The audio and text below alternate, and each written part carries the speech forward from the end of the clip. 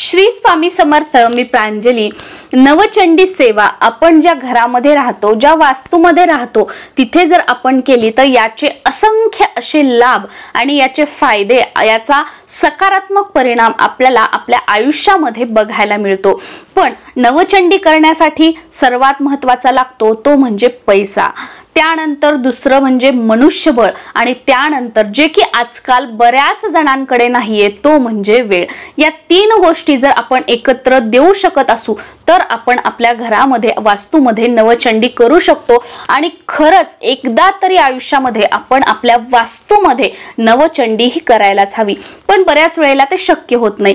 तर या नवरात्रीच्या 9 दिवसांमध्ये नवचंडी केल्याचं फळ प्राप्त करून घेण्यासाठी आपल्याला कुलस्वामिनीची सर्वात प्रभावशाली सेवा मानली जाते ती म्हणजे दुर्गा सप्तशतीचा पाठ. तर एक नवचंडी करण्यासाठी दुर्गा सप्तशतीचे किती पाठ करायचे, कशा पद्धतीने करायचे, नियम काय आहेत, कोण करू शकतो, कोणत्या वेळेमध्ये करू शकतो, अगदी संपूर्ण माहिती या व्हिडिओमध्ये आपल्याला बघायला मिळणार आहे. आणि त्याही पेक्षा अजून महत्त्वाचं म्हणजे तुमची कुलस्वामिनी, तुमची कुलदेवी कोणतीही असू द्या, आपण प्रत्येकाने आपल्या कुलस्वामिनीच्या सेवेसाठी हा जो पाठ आहे तो या नवरात्रीच्या 9 दिवसांमध्ये करायचा आहे. म्हणजे आपण म्हणतो ना, शून्यापासून अगदी वरपर्यंत जर पोचायचं असेल तर ही सेवा ही अतिशय प्रभावशाली मानली जाते. तुम्हाला सक्सेस मिळत नाहीये, तुम्हाला यश मिळत नाहीये, तुमचं आर्थिक नुकसान होतंय, तुम्हाला व्यवसायामध्ये यश मिळत नाहीये, नोकरी तुमची टिकत नाहीये, चांगली नोकरी मिळत नाहीये, घरामध्ये भांडणं आहेत, संसार सुखाचा नाहीये, पतीला यश मिळत नाहीये, मुलांना यश मिळत नाहीये, घरामध्ये व्यसन आहे, स्वतःचं घर होत नाहीये, घरामध्ये कटकटी होतात, घरामध्ये आजारपण आहे, तुमच्या आयुष्यामध्ये कोणतीही समस्या असू जा, जर या नवरात्रीच्या 9 दिवसामध्ये जर आपण हे पाठ या पद्धतीने केले तर याचा लाभ जो आहे, याचे सकारात्मक परिणाम जे आहेत ते 100% आपल्याला आपल्या आयुष्यामध्ये बघायला मिळतातच. बघा, दुर्गा सप्तशतीचे जेव्हा आपण या नवरात्रीमध्ये 14 पाठ करतो तेव्हा आपल्याला एक नवचंडी केल्याचं फळ जे आहे ते मिळत असतं.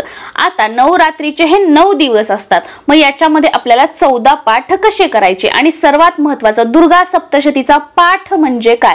दुर्गा सप्तशतीचा एक पाठ किंवा एक पारायण म्हणजे पहिल्या अध्यायापासून 13व्या अध्यायापर्यंत एकाच जागेवर बसून एकाच वेळेला मध्ये न उठता, कोणाशीही न बोलता आपण जेव्हा हे कंटिन्यू अध्याय वाचतो तेव्हा होतो आपला दुर्गा सप्तशतीचा एक पाठ म्हणजे एक पारायण. या पद्धतीने या 9 दिवसामध्ये आपल्याला 14 पाठ करायचे असतात, म्हणजे 14 पारायण करायचे असतात.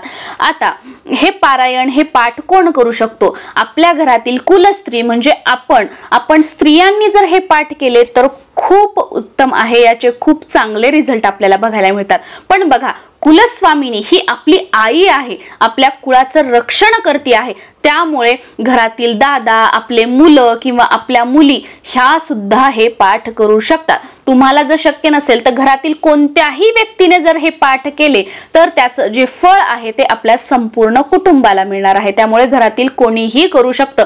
अगदी मी विधवा आहे, लग्न झालेलं आहे, न झालेलं आहे, तुम्ही कोणीही असा, तुम्ही प्रत्येक जण हा पाठ करू शकता.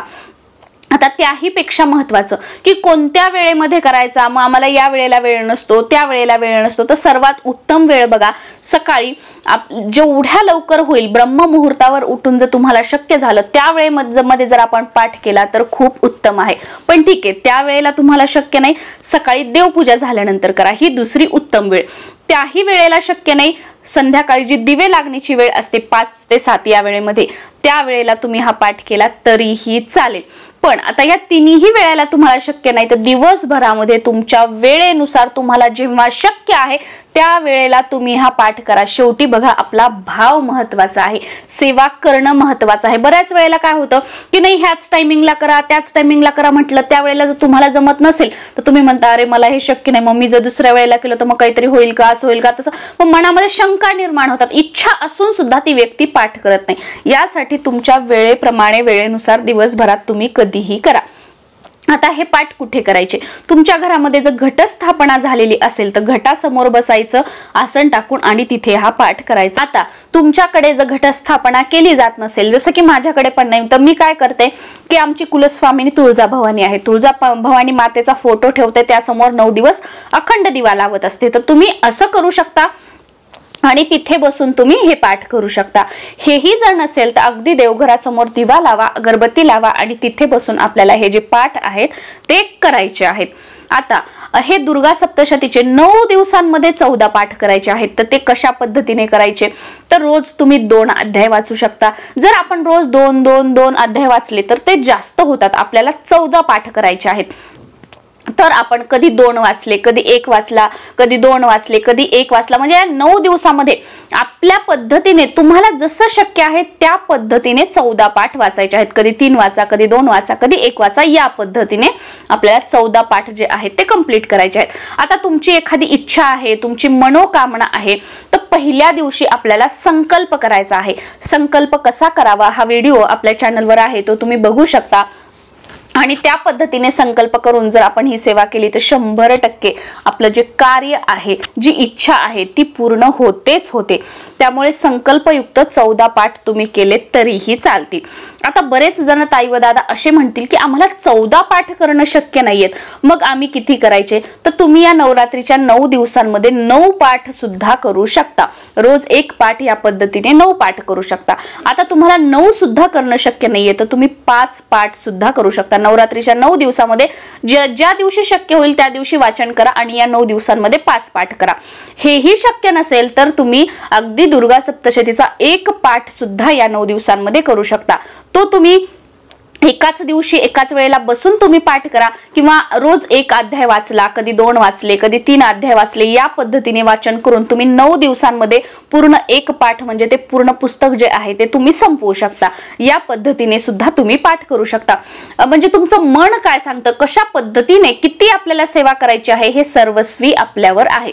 तर ही झाली माहिती. आता जेव्हा आपल्याला दुर्गा सप्तशतीचा पाठ करायचा आहे तर त्याला आपल्याला दुर्गा सप्तशतीचा ग्रंथ असणं आवश्यक आहे. बऱ्याच जणांचा असा प्रश्न येतो की आमच्याकडे केंद्रातील ग्रंथ नाहीये, मग आम्ही बाहेरचा नाही वाचू शकत का? असं काहीही नाही. आता माझ्याकडे पण दोन्ही ग्रंथ आहेत बघा, केंद्रातील पण आहे दुर्गा सप्तशती आणि बाहेरचा पण आहे.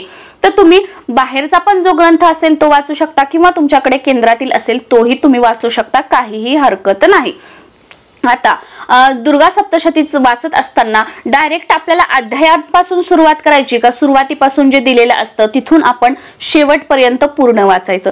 तर सुरुवातीपासून शेवटपर्यंत आपल्याला सगळं वाचायचं आहे. पण तुमचं ठीक आहे, नाही मला ते शक्य नाही, मागचं पुढचं वाचणं होत नाही, मी फक्त अध्यायच वाचेल, तर शेवटी आपला भाव आहे, तुम्हाला तसं वाटत असेल तर तुम्ही तसंही करू शकता. पण शक्य झालं तर अगदी सुरुवातीपासून ते कीलक स्तोत्र, अर्गला स्तोत्र, स्तुती वगैरे ह्या सगळ्या गोष्टी ज्या आहेत त्या पूर्ण आपल्याला वाचायचं आहे.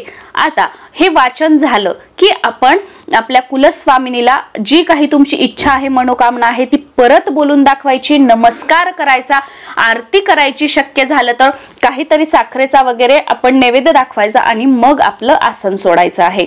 आणि हे वाचन करत असताना दिवा प्रज्वलित असावा, अगरबत्ती लावलेली असावी, काळे वस्त्र घातलेले नसू नयेत, आपल्या खाली आसन असावं, या गोष्टी. त्यानंतर आता याचे नियम काय आहेत? तर या नवरात्रीच्या 9 दिवसांमध्ये हे दुर्गा सप्तशतीचे पाठ किंवा आई भगवतीची सेवा करताना आपल्याला ब्रह्मचर्याचं पालन करायचं आहे. जे कोणी सेवा करत असाल ब्रह्मचर्याचं पालन करायचं. दुसरं म्हणजे नॉनव्हेज असेल किंवा ड्रिंक वगैरे या गोष्टी असतील त्या पूर्णपणे वर्ज्य करायच्या आहेत. नवरात्रीच्या 9 दिवसांमध्ये शक्यतो परान्न घ्यायचं टाळा. तुम्हाला उपवास असेल किंवा तुम्हाला उपवास नसेल तरीही तुम्ही ही सेवा करू शकता. तुमच्याकडे घटस्थापना असेल किंवा घटस्थापना नसेल तरीही तुम्ही ही सेवा जी आहे ती करू शकता. हे आपल्याला जे छोटे छोटे नियम आहेत त्याचं पालन करायचं आहे. बाकी खूप काही असं नाही की अवघड नियम. पण जर तुम्हाला हवं असेल तर एक्स्ट्रा सांगते की जेव्हा आपण हे पाठ करत असतो किंवा नवरात्रीच्या 9 दिवसांमध्ये तुम्ही चप्पल सोडू शकता. हे सेवा कुलदेवीची करत असताना तुम्ही जमिनीवर झोपू शकता, म्हणजे चटई किंवा घोंगडी जी असते त्याच्यावर आपण झोपू शकता. बेडवर झोपू नका. किंवा जे चामड्याच्या गोष्टी आहेत जसं की पट्टा, बेल्ट आपला जो असतो, चप्पल, या गोष्टी आपण सोडायच्या असतात.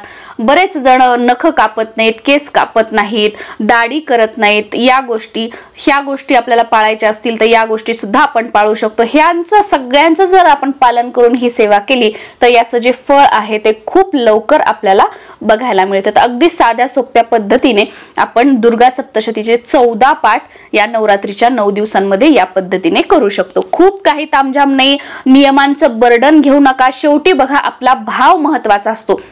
आता तुम्ही सगळ्या नियमांचं पालन केलं आणि सेवा करताना तुमच्या मनामध्ये भावच नसेल तर तुम्हाला कुलदेवीची कृपा प्राप्त होणार नाही.